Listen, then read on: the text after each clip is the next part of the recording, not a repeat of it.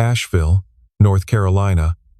On a Friday evening in early March, the drizzle turned the sidewalks to dark mirrors and smudged the storefront lights into long yellow ribbons. 7:40, Holden Varick stepped out of his woodshop on Lexington Avenue with his toolbox in one hand, flannel damp at the shoulders, walking the way he always walked, without hurry. A woman he had never seen before cut across the sidewalk toward him. Gray cashmere sweater, heels, no umbrella. Her hand found the crook of his elbow before he understood what was happening.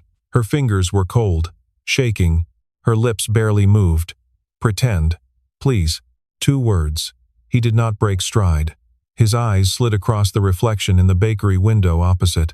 2 men in long coats, 3 meters apart, walking the far sidewalk at a pace that almost matched his own. Staggered steps, parallel shadows, diamond formation. The old term rose out of the box in his garage, unasked. Her grip tightened. "Husband. Just 3 blocks." He kept his voice level, pitched like someone commenting on the weather. "How long?" She missed a half step. He felt it in her arm. She had expected the other question, the one strangers always asked. Not this one. Not how long. From the hotel, 4 blocks. The crosswalk signal counted down 12 seconds of red. Holden tilted his head toward her, the posture of a husband hearing something ordinary. "When it turns green, don't run. Just walk 1 step faster than I do." They stepped off the curb. Across the street, the 2 men in long coats stepped off theirs. In the alley behind the laundromat, Holden cut the angle, crossed the back of a Mexican restaurant's parking lot, and steered her to his blue Ford F-150. 2014, paint dulled by a dozen winters. He put her in the passenger seat, climbed behind the wheel, watched the mirror 3 seconds before touching the ignition. She introduced herself in short, clean sentences. Sienna Locke, North Charleston. She had come up for a logistics conference at the Grove Park Inn. That afternoon she had walked down the hill to buy a book, and somewhere between the 3rd store and the 4th, she had realized the same 2 men had been behind her the whole time. "Have you called 911? She shook her head. She had tried. When she stopped to make the call, they stopped. One of them had opened his coat just enough to let her see something at his hip. And she had not been sure enough to test it. Then she told him something that would matter. The night before, she had received an email from an auditor she had quietly hired a month earlier. The auditor had found irregularities in her family's health trust. She had told no one about the audit, and yet someone had clearly learned. Holden called Marlo Ackerley, the retired officer 3 doors down. "Pick Rory up from daycare and keep her until 9. Marlo agreed without asking why. He had been a cop for 30 years. He knew when not to ask. Sienna watched him. Watched the way he scanned the rear view, the way his breathing stayed even, the way he had not asked her a single unnecessary question. "You were a soldier," she said, and it wasn't a question. He looked through the windshield a long time. "I went a lot of places. None of them are places I want to remember." "Then why are you helping me?" "Because you didn't pick the wrong man. You picked someone who wouldn't panic. That's the hardest thing when someone is hunting you, choosing the right person to lean on in 3 seconds. She was quiet after that. No one had spoken to her like this in a long time, not as a CEO, not as a Locke, but as a woman who was afraid. He drove a loop through North Asheville. She told him more. Locke Harrow Logistics was a mid-sized port freight company. No aggressive bids in motion, no public enemies. She could not imagine why anyone would hunt her. He nodded without speaking. In his mind, 2 facts refused to reconcile. Professional technique, no professional reason. That meant someone inside her own orbit was afraid she was about to find something. He stopped the truck 3 blocks from Grove Park Inn, wrote his number on the back of a cafe receipt, and handed it to her. "Anything tonight that doesn't belong, call me before you call the front desk." She took it. "I owe you." "Not yet. You're paying for a ride. You owe someone when you can't pay." She opened the door, hesitated, walked toward the lobby. He sat there with the engine idling until the elevator doors closed behind her. Only then did he put the truck in gear. The next morning came slow, and gray. Holden poured cereal for Rory, who chattered about a cat she had drawn at school, a cat with purple whiskers because the gray crayon had broken. He listened and smiled in the right places, but his mind was elsewhere. When Rory left with Marlowe, he sat at the kitchen table and stared at the backyard where the oak was still bare. Marlowe came over. Holden told him a short version, no names. Marlowe listened and said the one thing Holden already knew. That wasn't amateurs. That wasn't paparazzi. Holden called Denver Shaw in Charlotte. Denver had been with him in 3 deployments that did not appear on any record, and had built a small private practice that ran on favors and the kind of databases civilians were not supposed to touch. Holden described the 2 men. Denver said he would run the footage. 2 hours later, Denver called back. Drury Inn on Tunnel Road. Both paid cash. Texas identification that doesn't match any DMV record. One has a tattoo on his left forearm I've seen before. Old Blackwater, pre-2010. Holden waited. The other man, Holden. Do you remember Jace Renton? Holden sat very still. Jace Renton, B.U.D.S., Virginia Beach, 2008. They had gone through the cold water together. Not a friend, but a man who had been in the same surf with him for 6 months. Dishonorable discharge in 2014 after an incident with a contractor in Bahrain, settled out of court. Private work after that. The kind that paid in untraceable envelopes. Holden stood at the kitchen window a long time. He wanted to stop. He wanted to call the FBI and hand it over. He picked up the phone, then set it down. 3 reasons stopped him. A federal agent would need 72 hours to open a proper file. Sienna would not live 72 hours if he pulled away. And Jace was already in Asheville, which meant Rory was not safe either. There was no choice in it. It wasn't bravery, it was the shape of the corner he was in. At noon, Sienna texted, "Can we talk?" He sent the address of a coffee shop in West Asheville. 2 exits. No sightlines from the main street. She arrived pale under her makeup. She told him about 3 in the morning. Someone had knocked on her hotel door, 3 soft taps. She had not answered. When she called the desk to ask who had come up, they said no one had. The hallway camera had been down for maintenance since 2. Cameras were not scheduled for maintenance at 2 in the morning.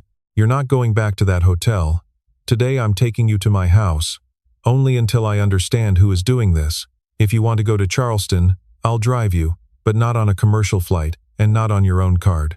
She looked at him a long moment. "I don't know you. Is it crazy to follow you? You followed me last night. The question isn't whether it's crazy. The question is whether there's anyone else you can follow." She asked for a moment and stepped outside. She called Colette Ashworth, her attorney in Charleston, the only person on earth she trusted without reservation. "Run Holden Varick, Asheville." Colette called back 15 minutes later. Honorable discharge, no criminal record, stable accounts, lived in Asheville since 2022. Widower whose wife Claire had died in 2021. "I don't see a single red flag. But Sienna, where are you? I'll call you back." She came back inside, nodded. On the drive to his house, she asked, quietly, "Where were you?" "In the surf, places that don't show up on maps." He did not tell her about Jace Renton. Not yet. He needed to sit with that one himself.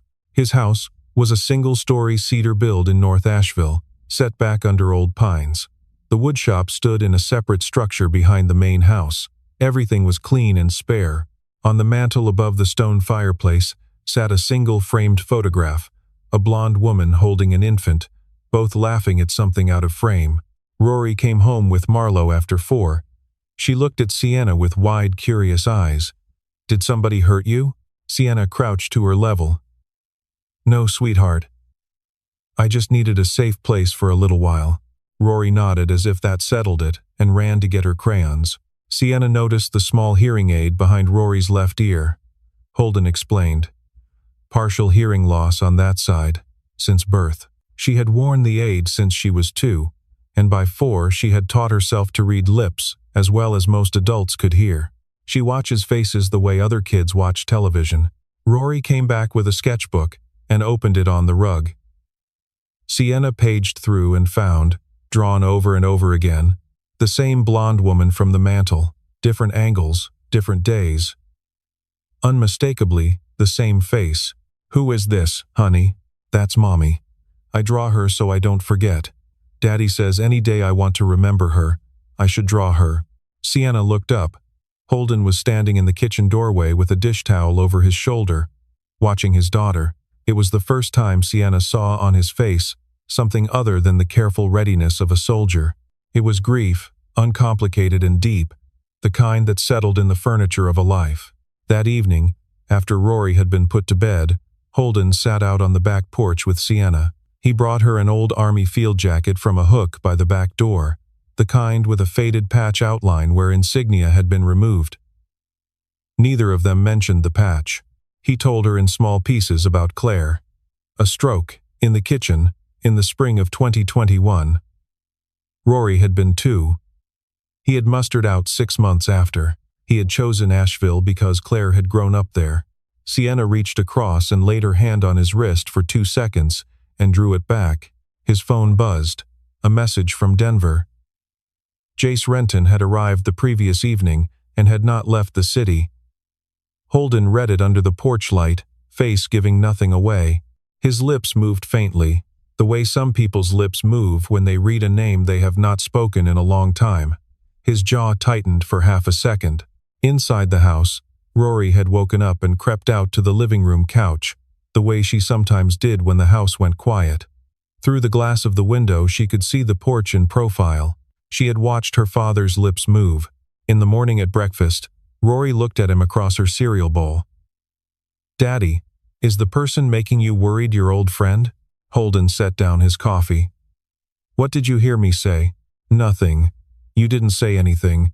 Last night on the porch your mouth said, Jace. I saw through the window." He sat with that. His 7-year-old daughter had read his lips through a pane of glass, and he had not known. "Yes. He's an old friend.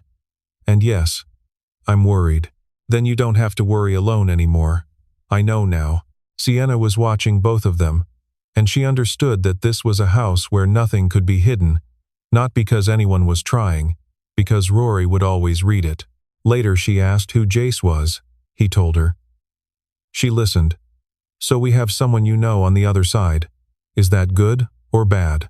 "Both." That morning Sienna called Colette again, speaker on. Colette walked them through the terms of Evelyn Locke's will. 38% of the voting shares had passed to Sienna personally. 22% remained with Graham. 12% with Prescott. There was a sunset clause Sienna had always considered ceremonial. If Sienna died before 40 without issue, her 38% would revert to Graham. Graham's voting rights had been assigned by proxy to Prescott in 2023, when his diabetes began to affect his ability to read long documents. But Sienna did not ask about the shares. She asked about the audit. Colette emailed the preliminary report. Sienna opened it. The auditor had traced, from 2019 through 2024, $2.1 million drained from the Harrow Family Health Trust through a chain of fabricated consulting invoices. Every invoice bore Prescott's signature as trust administrator. The first wave, $800,000, had been withdrawn between June and November of 2019, exactly the months Evelyn's oncologist had been recommending an immunotherapy protocol. The trust had been told it could not afford. Evelyn died in November. The withdrawals did not stop. Prescott kept draining the trust through 2024, the final tranche still within the federal statute of limitations for wire fraud. Sienna closed the laptop. She walked into the yard and stood under the oak a long time with her hands pressed flat against her thighs. Holden followed at 2 meters and did not speak. When she finally did, her voice was hollow. "My mother didn't die of cancer. Cancer was just the instrument. Prescott killed my mother by making sure she couldn't afford the medicine, and he didn't stop there. He kept drawing on that trust for 5 years after she was in the ground. When did you suspect?" 2 years. But I couldn't believe it. I hired the auditor last month, when I couldn't keep not believing. He was quiet. "Then they're not trying to kill you over shares. They're trying to kill you to bury this." She nodded. Her eyes did not fill. Her shoulders did, dropping an inch. If I die this week, Prescott keeps the 38% through my father and buries my mother a second time. And my father dies without knowing what his son did. Her phone buzzed. Graham. She took it on speaker. His voice was thin but clear. One of his good mornings. Sweetheart, I don't know what's going on, but Prescott has been putting a great many papers in front of me, and I don't always know what I'm signing. If you see something that isn't right, don't hold back on my account. You do the right thing. She only said, I love you, Dad, and ended the call. She looked at Holden and gave one slow nod. They called Colette back and mapped a strategy. No private accusation. If Prescott got wind of anything, he would have his lawyers in a wall around him before lunch. The annual Lock Harrow board meeting was scheduled for the 25th of March, 2 weeks away. They would present everything there, on the record. Denver needed to find the second layer of evidence before then, proof that Prescott had communicated directly with the Blackwater contractors, outside the trail, through Graham's accounts. That afternoon, Holden drove Sienna 20 miles out of town to a private range. She had never fired a handgun. Her hands shook on the first shot. He stood behind her and adjusted her shoulders and wrists. His breath was steady behind her ear. She hit the target on the 5th round. On the drive back, she asked, Did you ever think you'd have to do any of this again? I thought I was done. I packed it into a box in the garage. Turns out the box was never really closed. When they pulled into the driveway, Rory came running out and threw her arms around Sienna's legs. Daddy, is Sienna staying for dinner again?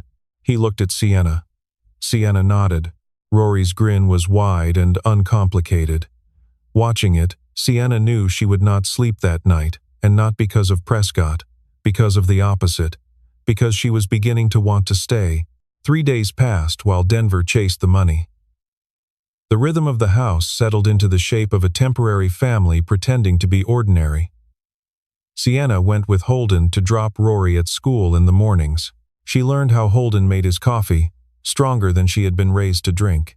She read in the woodshop in the afternoons, while he worked on a porch swing commissioned by a customer in Black Mountain. One afternoon she carried 2 mugs into the shop and sat on the low stool near the bench. Holden was running a hand plane along a length of white oak, long steady strokes, shavings curling onto the floor. He did not look up when he spoke. Do you want to try something? Try what? A small box. Something you could do start to finish. She set the mugs down and came over. He handed her a chisel. She held it wrong. He stepped behind her and laid his hand over hers.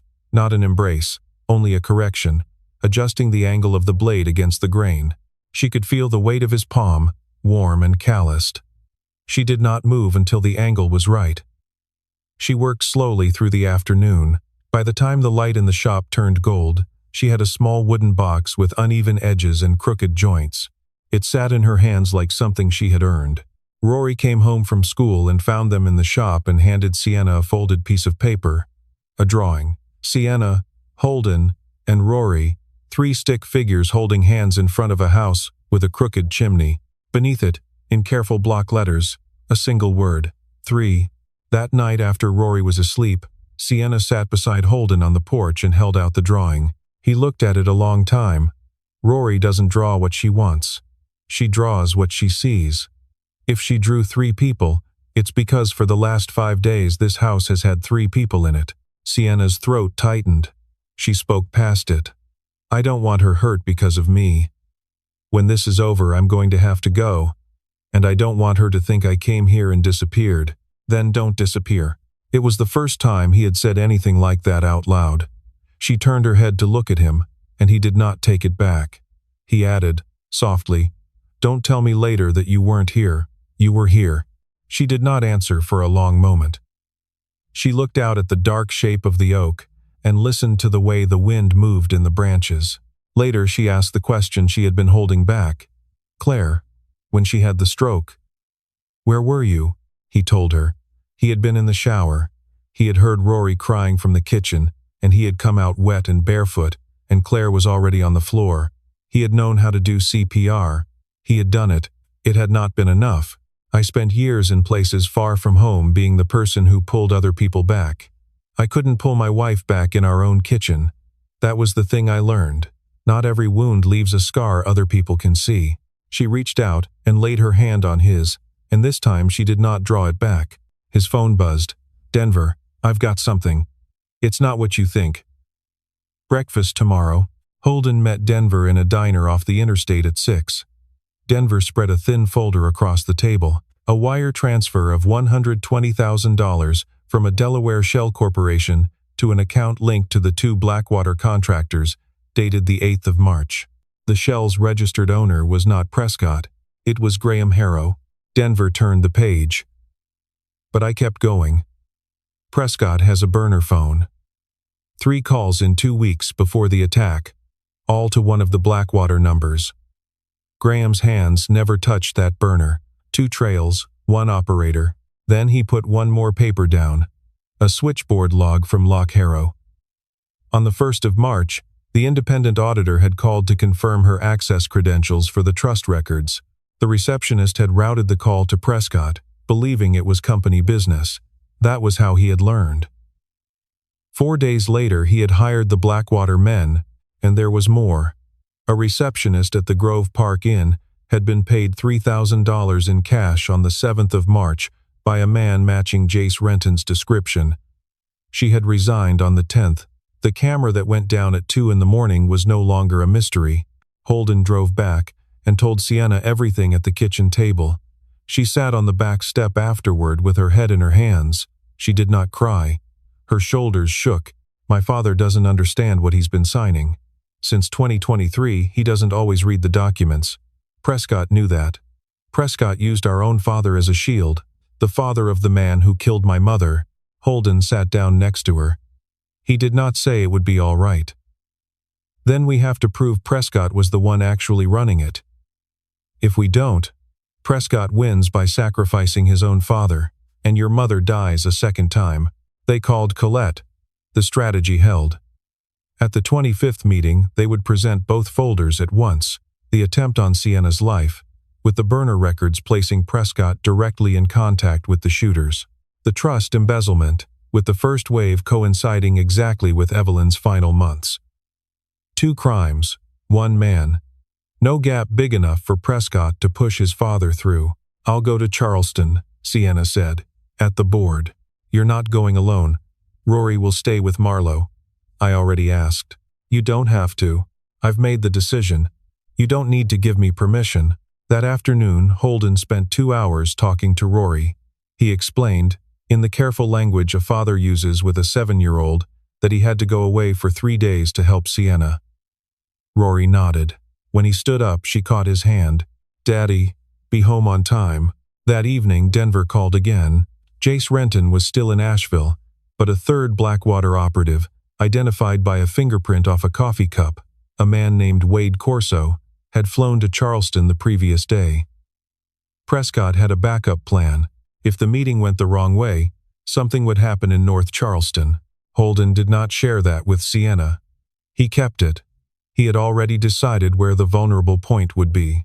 The underground parking structure beneath the Lock Harrow building was the weakest line in the entire tower. That night, Sienna could not sleep. She went to the door of his room and said through the wood, "Thank you. I don't know what else to say." He opened the door. "You don't have to say anything." 2 mornings later, they drove south to North Charleston. No flight. No hotel on her card.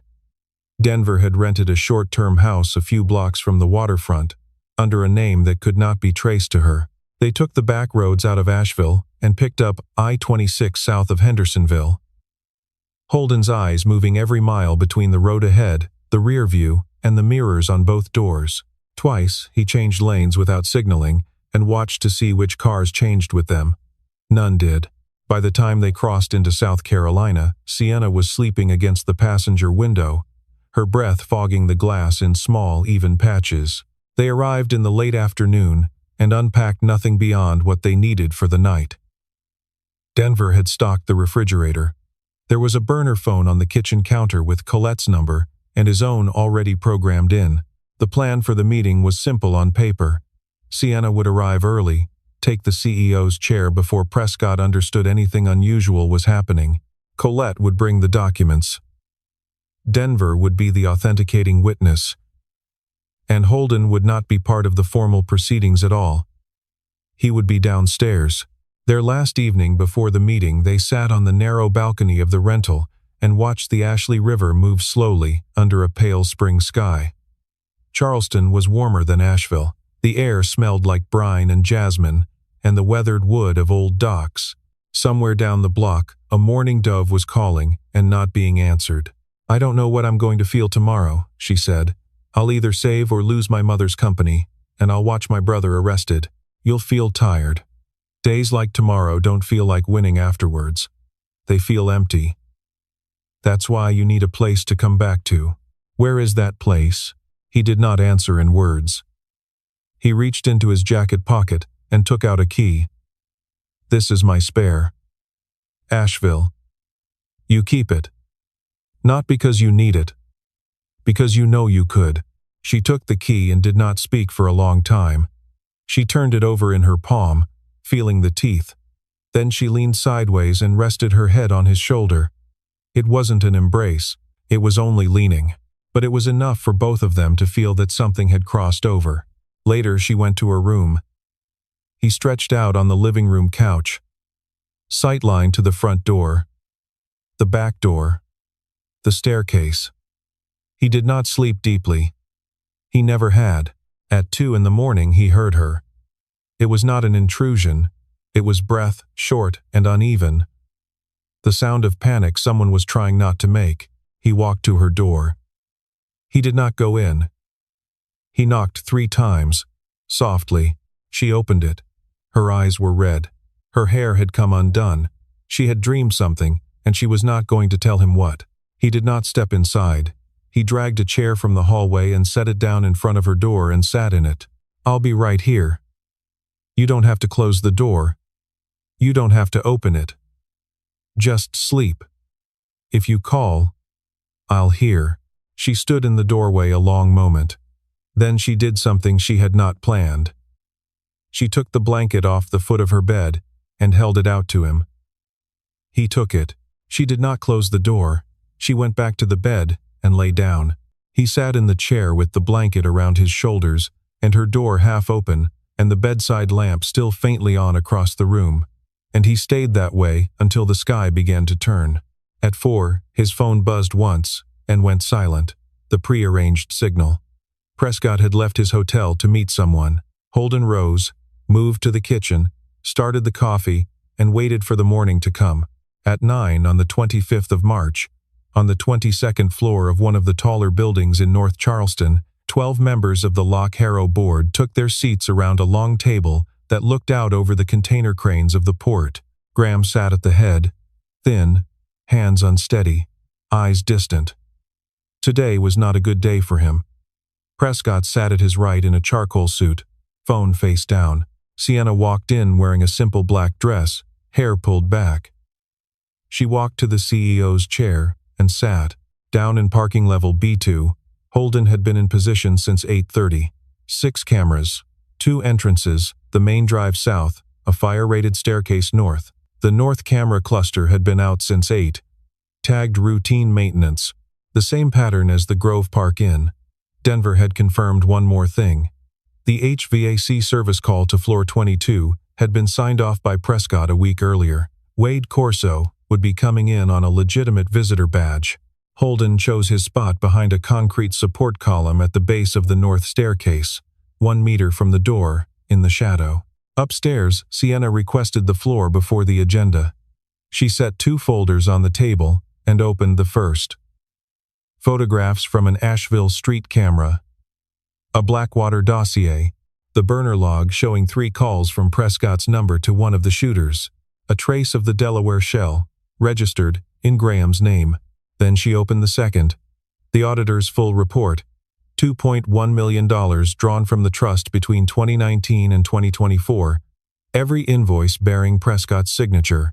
The medical file from Evelyn's oncologist, including the protocol the trust had declined to fund. "I'm not accusing my father," she said, and her voice did not rise. "I'm accusing the man who used my father's accounts to kill my mother, and who is now trying to kill me." Prescott rose. He did not shout.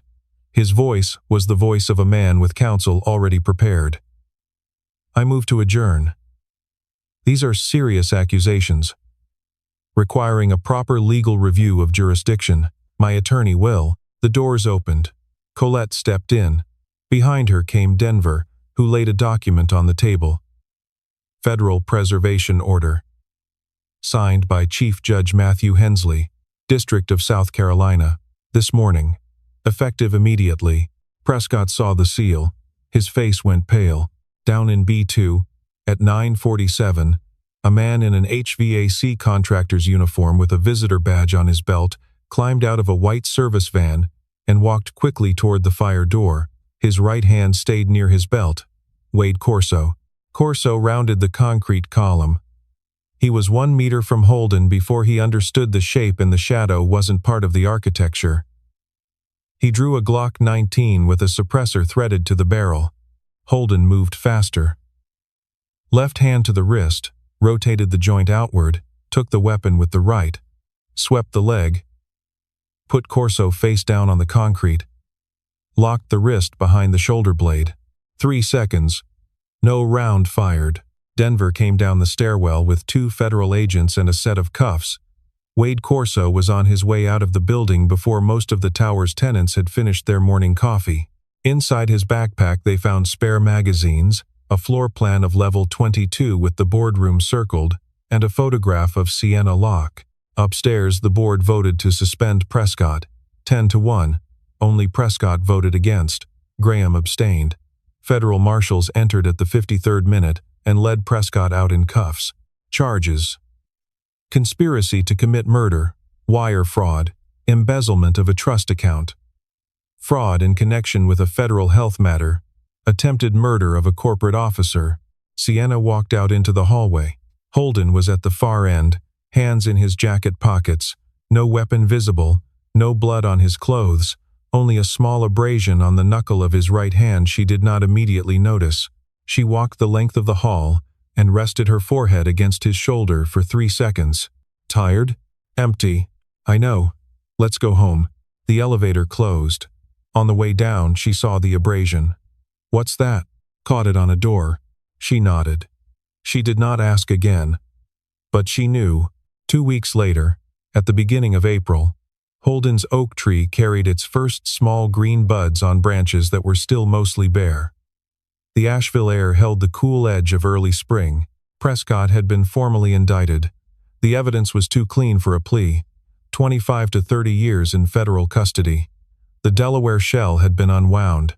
Graham, after a competency hearing, had been determined not to have possessed legal capacity at the time of the relevant signatures. He was not charged. He was stripped of his financial powers. Wade Corso had turned state's evidence on Prescott within a week. Jace Renton had left Asheville the day of the meeting. The FBI was investigating, but the evidence was not quite enough to indict him directly. Holden did not go looking. That was not his work anymore.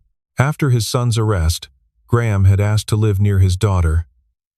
Sienna arranged an assisted living apartment in Asheville, 15 minutes from Holden's house. An in-home nurse stayed with him full-time. On afternoons, when he was strong enough, Sienna drove him to a small park to watch the ducks. Sienna remained CEO. The board reaffirmed her, with a unanimous vote. She opened a branch office in Asheville, which made reasonable business sense given the I-40 corridor, and which anyone close to her understood for what it really was. She took a short-term lease on a house a mile from Holden's. She did not rush anything. On a quiet Saturday afternoon, Rory had 2 classmates over after school. Marlowe dropped by. Sienna had baked shortbread from a recipe Holden had taught her, the first thing she had ever baked for anyone. When Rory's friends had gone home, Rory came across the grass and threw her arms around Sienna's waist and buried her face in the front of her sweater. She spoke with her mouth pressed against the wool, the way a child who reads lips knows how to speak so that only the person holding her can hear. "I wished for something I wasn't supposed to say out loud. I wished that you would stay. Please don't go." Sienna's hand shook on the back of Rory's head. She looked up toward the porch. Holden was standing with his arms crossed. He didn't say anything. His eyes were wet. He was smiling. That night after Rory was in bed, Holden and Sienna walked slowly through the backyard. The sky was clear and full of stars. "I don't know what this is between us," Sienna said. "I don't want to name it too soon. I just know that a month ago I linked arms with a stranger on Lexington Avenue and told him to pretend to be my husband. I didn't know what I was asking him. I only know that now I don't want to let go. I don't want you to let go either." He did not kiss her. He only took her hand and stood with her under the bare oak with its first fragile buds. He stood there a long time, long enough for both of them to understand that it was not a moment, it was a decision. "Do you know the strangest part?" she said. "That first night, when I linked arms with you, I didn't choose you. I chose the nearest person who didn't look like he was hunting me. But now I am choosing you. I didn't choose you either. I was just walking home. But I am choosing you too." They went back inside. Rory was asleep, one arm around the stuffed rabbit she had been given that afternoon. Holden turned off the hall light. Sienna did not drive back to the rental. She slept on the living room couch under the blanket he brought her. No one was following anyone anymore.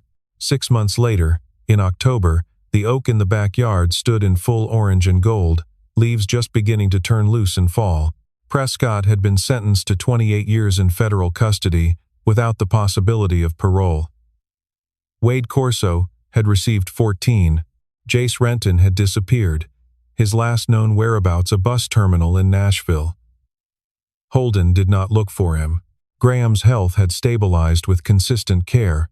There were afternoons when his blood sugar stayed level and his thinking cleared for hours at a time.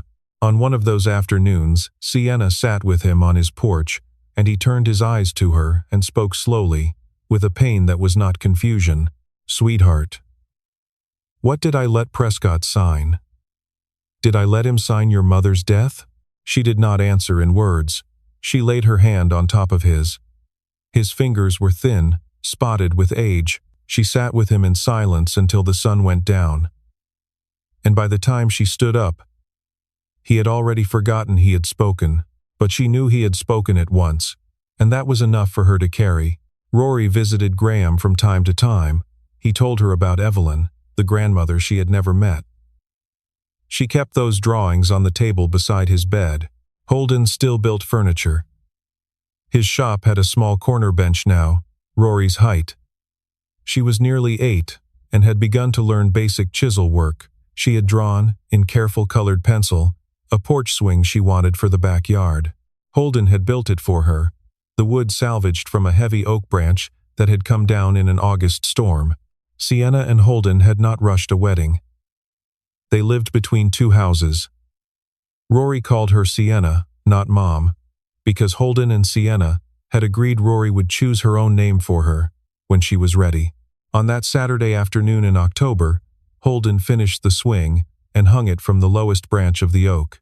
Beside it, fastened to the trunk with a hidden brass hinge, he had mounted a small wooden box, oak polished to a soft gloss, the same dimensions as the crooked little box Sienna had made for herself in the shop that previous spring. Rory climbed into the swing first and laughed out loud. Then she ran to grab Sienna's hand and dragged her across the grass. "You have to try it." Sienna sat on the swing. She saw the box. She opened it. Inside, on a small bed of felt, lay a single key. Not the spare she already carried in her purse. A primary key. On the bow, engraved in careful block lettering, one word. Home. No note. No ring. Just the key. She looked up. Holden was standing behind the swing, with his hand resting lightly on its back rail. He wasn't saying anything. He was waiting. Sienna closed the box. She stepped down from the swing. She walked to where he stood and held the key between them. "I'll keep it. I know." Across the yard, Rory chased Marlowe's old dog through the fallen leaves. 4 miles away, on a hillside, Graham Harrow sat on his porch drinking tea while his nurse read the paper beside him. Sienna had never felt as precisely where she was meant to be, as she felt standing on the grass with a single key in her hand. All of it from 2 words she had spoken 7 months earlier, in panic, to a stranger on a rainy street. "Pretend. Please. And from his answer, which had been only, when it turns green, don't run. She opened her hand. He took it, their fingers folded together in the autumn light. She did not link arms with a pretend husband that night. She linked arms with a man who, a long time later, became real.